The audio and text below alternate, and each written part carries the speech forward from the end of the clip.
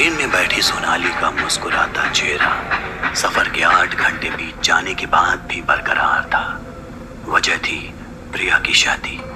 वही प्रिया जिसके साथ कॉलेज के 4 साल कैसे कटे कुछ पता ही नहीं चला। हंसते खेलते इन 4 सालों में प्रिया और सोनाली ने मिलकर नामालूम कितनी यादें बटोरी और अब इन्हीं यादों के पिटारे को लिए सोनाली प्रिया के गांव उसकी शादी में शरीक होने जा रही थी। कुछ ही घंटों बाद सोनाली प्रिया के गांव कमास जा पहुंची।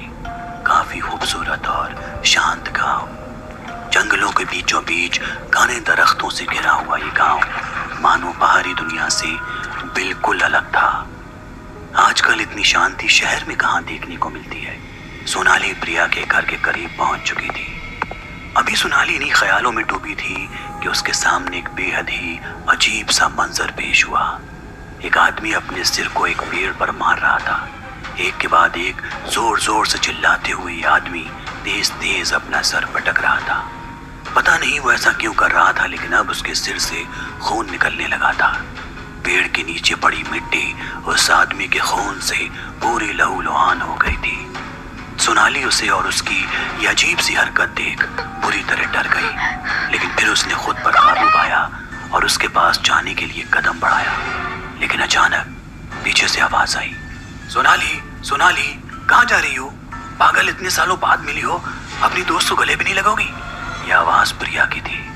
प्रिया को दुल्हन के सजे सवरे अंदाज में अपनी नजरों के सामने देख सोनाली एक बार के लिए उस अजीब से आदमी के बारे में तो भूल गई।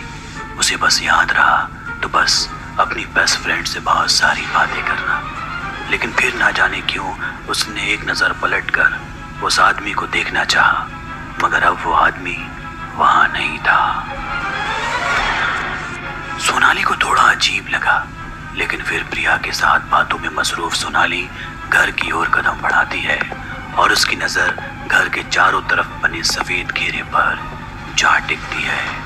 ये क्या है प्रिया? ये लोग घर के चारों तरफ यूं सफेद घेरा क्यों बना रहे हैं? अरे सोनाली, यहाँ ऐसा ही होता है। गांव में शादी वाले घर को ऐसे ही बजाया जाता है। बजाया जाता है? अभी सोनाली ने सवाल ही किया था कि दोनों घर में दाखिल हो गए। साज सजावट, चारों दीवारों पर फूलों की माला, आंगन में बजती शहनाई, क्या कमाल का नजारा था। सोनिया भी इस बेइंतहा खुशी में शरीक हो गई। देखते ही देखते दिन ढल गया और रात हो गई। घर के आंगन में मंडप सजा हुआ था। बीचों बीच आग जल रही थी, जिसके पास ही दुल्हन यानी सोनाली की दोस्त प्रिया बैठी हुई थी। अभी बारात आना बाकी थी। इससे पहले कि सारे रीति रिवाज जारी थे कि तभी प्रिया अचानक ना जाने क्यों घूंघट के नीचे से जोर से चीख उठी। सोनाली ये देख घबरा गई। क्या हुआ? क्या हुआ प्रिया को? अभी वो आसपास वालों से सवाल पूछ ही रही थी कि तभी प्रिया एक बार फिर जोर से चिल्लाई। सोनाली घबरा कर प्रिया की माँ के पास गई तो देखा माँ कुछ बोल ही नहीं रही। न उनके चेहरे पर डर, ना ही उनकी कोई प्रतिक्रिया। सोनाली बोली, क्या हो गया प्रिया को माँ? ऐसे इतना चिल्ला क्यों रही है? प्रिया की माँ बोली, बेटा कुछ नहीं, अभी सब ठीक हो जाएगा। तुम बस डरो मत और चुपचाप शांत बैठकर प्रिया को देखती रहो और याद रहे प्रिया के करीब बिल्कुल मत जाना। जी माँ। ये बोलते हुए प्रिया मंडप में जाकर चुपचाप बैठ गई और प्रिया को देखने लगी।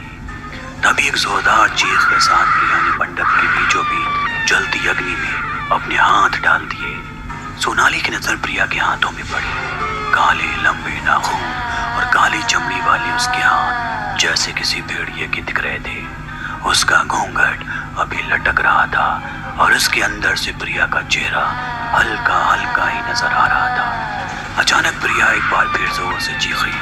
पता नहीं क्या हुआ, लेकिन प्रिया के चीखते ही मंडप में मौजूद सारे मर्द घर से बाहर भागने लगे। सोनाली ये सब देख हैरत में पड़ गई।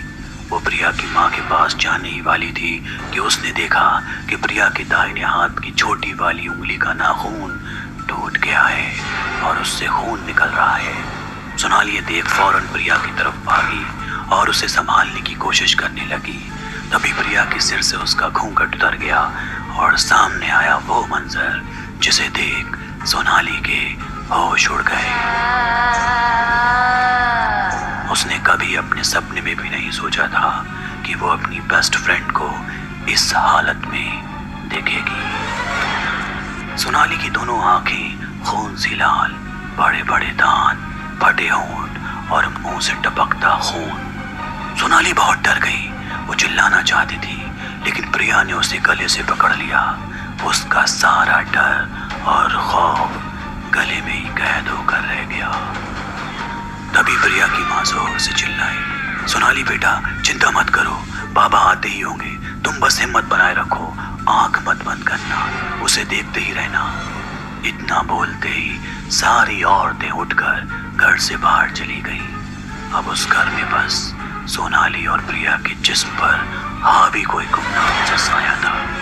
यहाँ सोनाली एक के बाद एक प्रिया को समझाने की कोशिश करने में लगी थी।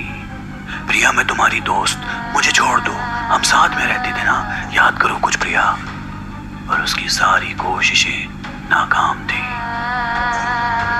तभी अचानक घर के पहले दरवाजे से एक बाबा अंदर आए और उन्होंने मंत्र मारते हुए एक सफेद चूना प्रिया के ऊपर फेंका।